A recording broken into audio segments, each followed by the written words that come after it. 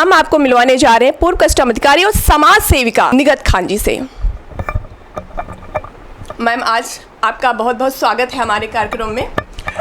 बहुत बहुत शुक्रिया आपका, आपने हमें इस काबिल समझा कि आपने मुझे इस प्रोग्राम में अब शामिल करने के लिए बुलाया। मैं दिल से आपका शुक्रिया अदा करती हूँ और जो भी आप पूछेंगी मैं उसको सही सही जवाब दूंगी, बिल्कुल दिल से और सच्ची बात कहूँगी। Thank you ma'am. तो मैम, सबसे पहले मैं आपसे ये जानना चाहती हूँ, जो आपका पड़ाव रहा है खेल कूद से रहा है, सही? जी जी बिल्कुल। तो ये आपको कैसे सीख मिली, आपने खेल को ही कैसे चुना?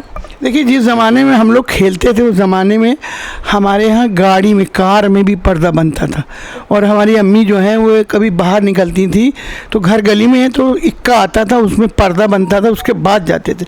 उस दौर में ये बगावत करना और खेलना ये एक बहुत बड़ी बात थी, मतलब नामुमकिन बात थी, समझ लीजिए।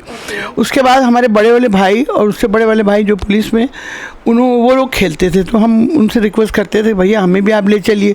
तो हमारे अब्बा जो थे वो बंदूक लेके खड़े हो जाते थे कि अगर आप जाएंगी, ये सब खेल वेल कर देंगी तो हम आपको गोली मार देंगे। तो वो उनको समझाया, हमारी अम्मी भी थोड़ा ख़िलाफ़ थी, हमारे मामू भी ख़िलाफ़ थे, लेकिन हमारे भाई ने, हमारे परिवार ने हमारी बहुत मदद की। तो उनके साथ साइकिल में बैठ के हम कंपनी बाग, यहाँ पर चौक में एक वो हुआ करता था ग्राउंड, उसमें जाते थे हम लोग और उसमें जाके हम भाई के साथ देखते थे कि भाई क्रिकेट कैसे खेल रहे हैं। और शुरू से मुझे क्रिकेट का और एथलेटिक्स का बहुत शौक़ था। तो भाई ने कहा आप जब ये खेली रही तो उसको दिखाओ चल के। तो हमने देखा। उसके बाद फिर 74 में एक महिला टीम बनी क्रिकेट की और उसमें हमने प्रैक्टिस की, उसमें हमारा सिलेक्शन हुआ, नेशनल खेले हम लोगों ने, फिर इंडिया खेला। इंडिया खेलने बाद इंडिया कैंप कई अटेंड किए और अल्लाह का शुक्र है, ऊपर वाले की मेहरबानी से आज जो भी मुझे अल्लाह ने दिया है वो सिर्फ उन्होंने दिया है और मेरे परिवार वालों ने दिया है। जी मैम, ये हम जानना चाहते, कभी आप खेल के दौरान कुछ ऐसा हुआ जिससे आप टूट गई हो, ऐसा आपको लगा हो कि नहीं अब मुझसे नहीं हो पाया, ऐसा कभी आपके साथ? हाँ बिल्कुल हुआ। हम लोग इसलिए अजमेर में, वहाँ पर जयपुर में एक मैच खेल रहे थे, मानसवा स्टेडियम है वहाँ बहुत बड़ा, तो वहाँ पर क्रिकेट मैच हो रहा था। तो वो टीम ने 120 रन बनाए थे और वो हम लोगों की टीम में 5 लड़कियाँ आउट हो गई। और एकदम से हम जब बैटिंग में गए तो मेरी एकदम से नज़र पड़ी ऊपर मंदिर में, वहाँ पर आमेर किले में मंदिर हैं 2-3। तो हमने अपनी दोस्तों से कहा यार अगर अभी तो 65 रन बने हैं और देखो अभी हम लोग बहुत बिल्कुल टूट गए थे हम लोग के, अब जीत नहीं पाएंगे। तो हम और एक बीना सिंह हमारे साथ थी, वो खेल रही थी। तो उसने कहा कि यार अब तो गया मामला। हमने कहा नहीं यार ऐसा नहीं, आओ मत छोड़ो, हाँ लेकिन तकलीफ़ हमें भी है कि हम लोग हार जाएंगे। उसके बाद एकदम से मंदिर में मेरी नज़र पड़ी और मैंने वहाँ दुआ मांगी। और आप सोचिए रमज़ान का महीना, रोज़ों का, और रोज़ा रखे हुए थे हम, और कम से कम नहीं तो 10 किलोमीटर ऊपर पैदल जाना था। वहाँ जाते हैं, अब गाड़ी वाड़ी भी हो गई हैं। तो वहाँ हमने दुआ मांगी कि आप जो भी मंदिर, ऊपर हमें पता नहीं था कौन सा मंदिर है क्या है, तो हम आपके पास पैदल आएंगे अगर हम ये मैच जीत जाएंगे तो। आप यकीन मानिए वो मैच हम लोग इतनी अच्छी तरीके से जीते। उसके बाद रोज़े के बाद हम लोग दूसरे दिन सुबह हम लोग उठे और पैदल नंगे पैर, सबके खून निकला पैरों में, और जाके उनके पुजारी से मिले और पूरी बात बताई। उन लोगों ने, पुजारी ने हम लोगों के सर पे हाथ रखा और कहा उन्होंने कि भाई आप लोगों की श्रद्धा पर तो हम बिल्कुल कुर्बान हो गए। आप एक मुस्लिम लड़की हो कि हमने, देखिए मुसलमान हिंदू नहीं मानते, खिलाड़ी का जो मज़हब होता है वो इंसानियत होता है, और खिलाड़ी कभी झूठ नहीं बोलेगा, कभी धोखा नहीं देगा आपको, और कभी भी अल्लाह के अलावा किसी को मानेगा नहीं। ये खिलाड़ियों में एक अजीब सा जज्बा होता है, ये आपको हर जगह मिलेगा। तो वो मैच जीत गए हम लोग और ऊपर वाले करम से। और वो दिन जो था वो बड़ा तकलीफ़ दे गुजर रहा था कि इतनी मेहनत की और हम लोग हार जाएंगे, लेकिन अल्लाह ने कामयाबी दे दी हम लोग उसमें। मैम ये बताइए कि आप खेल में किस किस ओहदे पर रही हैं? मैंने इंडिया खेली है, मैंने बॉलिंग फास्ट बॉलिंग करती थी, बैटिंग करती थी, मैं ऑलराउंडर थी। फिर मैंने फुटबॉल में इंडिया रिप्रेजेंट किया, 5 टेस्ट खेले अगेंस्ट थाईलैंड के। फिर एथलेटिक्स में नेशनल खेले, यूनिवर्सिटी में कई चीज़ों में कप्तान रही हूँ और यूनिवर्सिटी चैम्पियन रही हूँ। एथलेटिक्स में भी, सॉफ्ट बॉल में भी, हैंडबॉल में भी।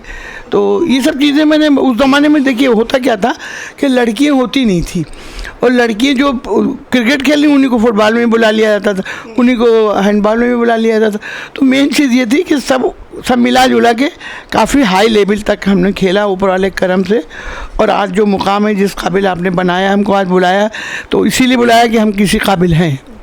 चलिए मैम, ये तो बात रही खेल की। अब हम जो आपका मेन, जो आप जिस नाम से जानी जाती हैं, समाज सेविका, तो जहाँ तक जानकारी हमें मिली आप 3 साल की थी, तो तब आप किसी बच्चे को कुछ ऐसा, आप बताइए कहानी क्या? 3 साल की नहीं थी मैं, फर्स्ट उस ज़माने में तो फर्स्ट में एडमिशन होता था, 5-6 साल की थी उस वक्त। तो मैं जब लौट के आ रही थी स्कूल से तो बहुत ठंड पड़ रही थी, यानी कि मैं अंदर स्वेटर पहनी थी, ब्लेज़र ऊपर पहनी थी, अपना कोट बहुत अच्छा वाला, और मोजे 2-2 पहनी थी। इतनी उसके बाद भी मुझे ठंड लग रही थी, कड़ाके की ठंड, बहुत ज़बरदस्त। और वहाँ नॉर्मल स्कूल एक है यहाँ पर शामीना रोड पर, उसमें पढ़ती थी मैं शुरू में। उसके बाद मैं देखा कि एक फ़कीर एक बच्चे को लिए चादर भी नहीं, आधी चादर ओढ़ा है, लेटा हुआ है। तो हम हमारी दोस्तें सब जा रही थी, तो उनको तो पता नहीं क्यों नहीं दिखा वो, लेकिन मुझे दिखा। तो मैंने पहला काम ये किया, अपना कोट उतारा और उस बच्चे पे डाल दिया। तो जब डाल दिया तो चले आए हमने, कुछ नहीं, मतलब ये तो दिल में था। लेकिन जब घर आए तो माँ ने हमारी ये कहा कि तुम कोट पहन के गई थी स्कूल, कोट कहाँ है? तो हमने कहा माँ, हमने तो कोट वो दे दिया उसको, फ़कीर को। उसका बच्चा बहुत, आपको लगा कहीं डांट तो नहीं पड़ने वाली है? इसीलिए कि डांट पड़ेगी। तो माँ ने पूछा, तो अम्मा से कहा हमने, अम्मा वो तो फ़कीर को दे दिया हमने। तो उन्होंने कहा कि क्यों दिया बिना पूछे हमसे? तो हमने अब तो दे दिया, अब आपको जो सज़ा देना हो आप दे दी। उन्होंने कहा नहीं, आपको सज़ा तो मिलेगी, और 3 दिन तक मिलेगी। हमने ठीक है, आप जो कहेंगे, आप माँ है हमारी, हम बिल्कुल मानेंगे। तो आप यकीन मानिए, जो उन्होंने सज़ा दी हमको, आज तक हम उसको नहीं भूले, और सबसे कहते हैं कि यही करो। उन्होंने हमें एक दिन खाना नहीं दिया, दूसरे दिन कह लेंगे दोपहर में तुम्हें खाना नहीं मिलेगा। तो हमने जब डरे भूख लगी बहुत, तो हमने माँ से पूछा कि भाई 2 दिन हो गए खाना नहीं दे रही आप हमको, क्या बात है, क्या परेशानी कर दी आप? कह रहे हैं हम इसलिए तुम्हें खाना नहीं दे रहे हैं कि जब तुम्हें ठंड का एहसास हो गया है तो तुम्हें भूख का भी एहसास होना चाहिए। तो अगर कोई गरीब भूखा हो और कोई लाचार भूखा हो या कोई यतीम भूखा हो, तो तुम्हारे दिल में वो बात होना चाहिए कि जैसे हम फाके से रहे वो नहीं रहे, इसलिए तुम्हें ये सज़ा दी हमने। और उसके बाद फिर उन्होंने ठंड में 2 दिन कोट नहीं पहनने को दिया स्कूल में हमको। हमने कहा ये क्यों किया आपने? कल ये इसलिए किया कि तुम्हें एहसास होना चाहिए कि जो गरीब का बच्चा वहाँ पढ़ रहा, अगर उसके पास कोट नहीं है तो वो कैसे जी रहा है, तो तुम्हें उसकी मदद करना चाहिए। एक काम ये किया उन्होंने।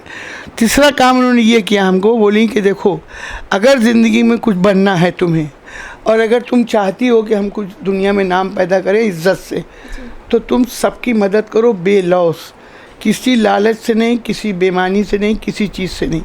ये 3 बातें तुम मेरी गांठ में बांध लो, और अगर तुमने ये बात नहीं मानी हमारी, तो तुम समझ लो ज़िंदगी में कभी तरक्की नहीं कर सकती हो।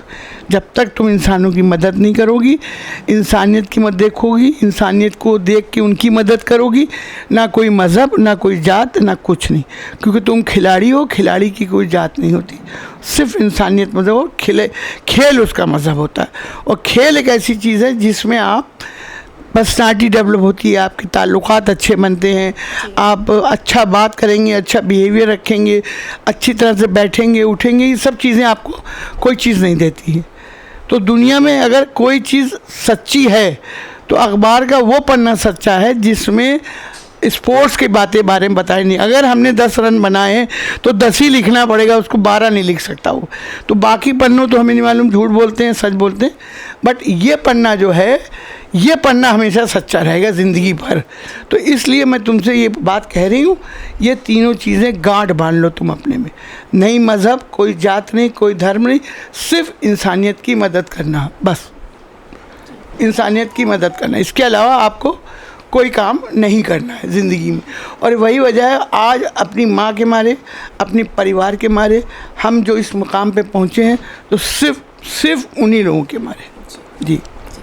और मैम ये जानना चाह रहे हैं कि आपने समाज सेवा किया, तो आपको ऐसा कभी फील हुआ कि वास्तव में मतलब एक खुशी होती है ना अपना जाहिर होना, तो आपको सबसे ज़्यादा खुशी कब हुई? समाज सेवा आप करती रही बचपन से ही, मतलब सबसे ज़्यादा खुशी कब हुई किसी के लिए कुछ करके? देखिए, मैं पहले शुरू में तो मैंने करीब 10-12 साल की थी तब तक तो थोड़ा बहुत जो कर सकती थी करती थी, क्योंकि उस ज़माने में पैसे भी नहीं मिलते थे। देखिए 5 रुपये मिलते थे, उसमें पेट्रोल भी डलवाना, उसमें खर्चा भी करना।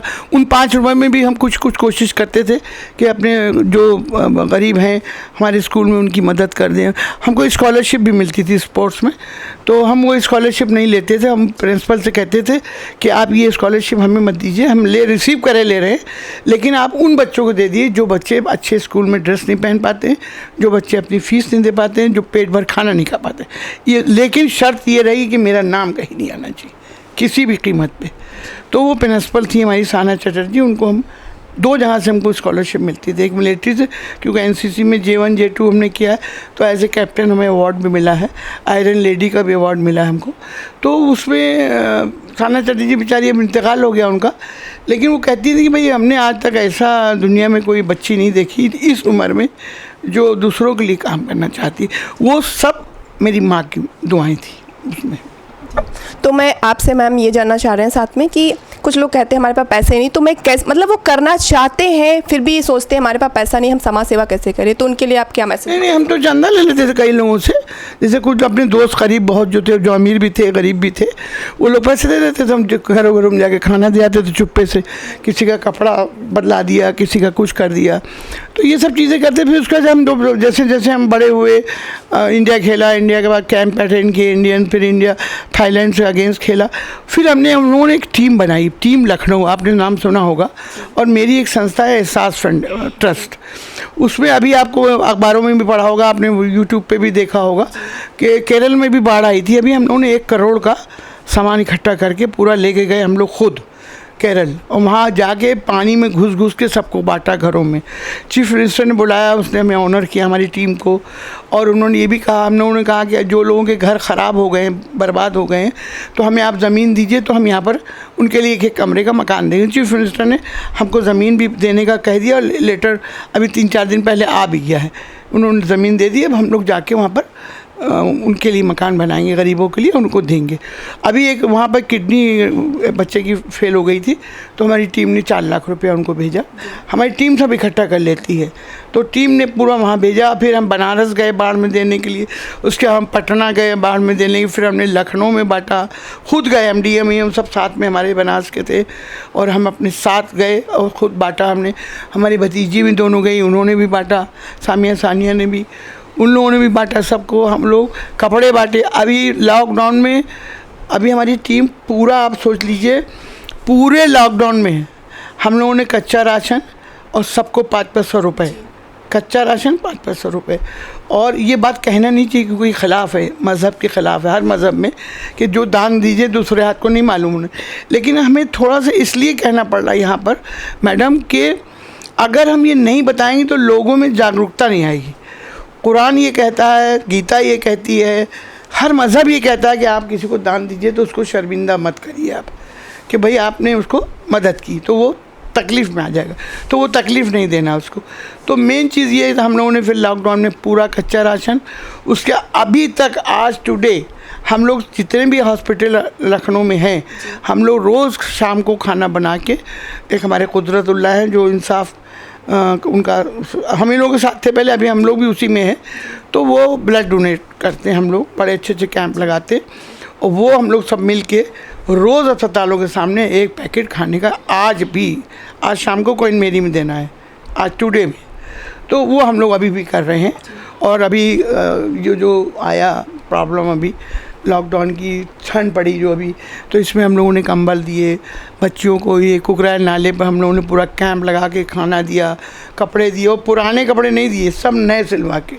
और लोगों ने इतनी मदद की, आप यकीन मानिए, किसी ने ये नहीं पूछा कि मुसलमान को बांट रहे हो या हिंदी को बांट रहे हो, इंसान को बांट रहे हो, बस इसलिए दे रहे नहीं।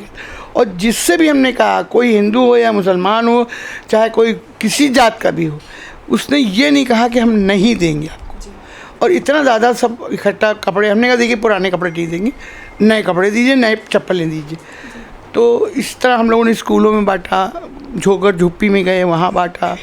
और अभी 26 तारीख को फिर एक कैंप हम लगा रहे हैं, जिसमें सबको, लड़कियों को जो ऊपर के टॉप होते हैं ना, वो बनवा के हम सबको बांट रहे हैं, करीब 800 टॉप। और मैम आप समाज सेवा तो कर ही रही थी, साथ में आप जैसे मैंने आप बताया कि पूर्व कस्टम आप अधिकारी रह चुकी हैं, तो यूपीएससी क्रैक करने का क्या आपका उद्देश्य था? यूपीएससी से हम नहीं हुए। देखिए मैं बताऊँ, मैं खिलाड़ी थी स्पोर्ट्स कोटे में। मुझे मैडम ने, इंदिरा जी ने, हम लोगों को बुला के, सब लोग टीम खेल के आए थे तो उनके घर पे दावत थी और उन्होंने बुला के हम लोगों से पूछा कि भाई क्या नौकरी वोकरी कर रहे हैं आप लोग। तो उस वक्त हम नौकरी किया, एक बार पुलिस में इंटरव्यू दिया तो आ गया था।